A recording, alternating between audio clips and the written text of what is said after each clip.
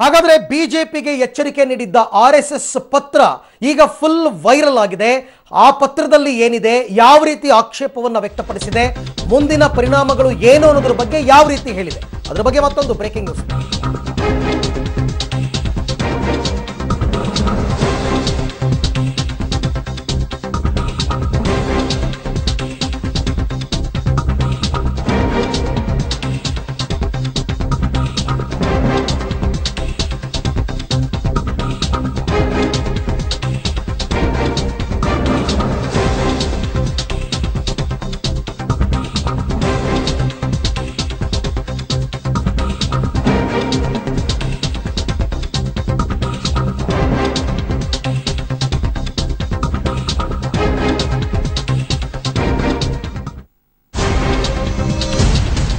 ಬಿಜೆಪಿಗೆ ಎಚ್ಚರಿಕೆ ನೀಡಿದ್ದ ಆರ್ಎಸ್ಎಸ್ ಪತ್ರ ಈಗ ಫುಲ್ ವೈರಲ್ ಆಗಿದೆ.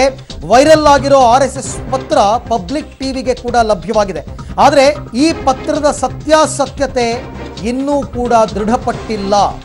ಆರ್ಎಸ್ಎಸ್ನ ಭಯ್ಯಾಜಿ ಜೋಶಿ ರಾಮ್ಲಾಲ್ ಮಾತ್ರ ಈ ಸತ್ಯಾಸತ್ಯತೆಯನ್ನು ದೃಢಪಡಿಸಬೇಕು.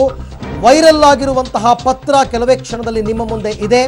ಐಟಿ ದಾಳಿಗೆ ಆಕ್ಷೇಪವನ್ನು ವ್ಯಕ್ತಪಡಿಸಿರುವಂತಹ ಪತ್ರ, ಆರ್ಎಸ್ಎಸ್ನಿಂದ ಬಿಜೆಪಿಗೆ ಬರೆದಿರತಕ್ಕಂಥ ಪತ್ರ ಪಬ್ಲಿಕ್ ಟಿವಿಗೆ ಲಭ್ಯವಾಗಿದೆ.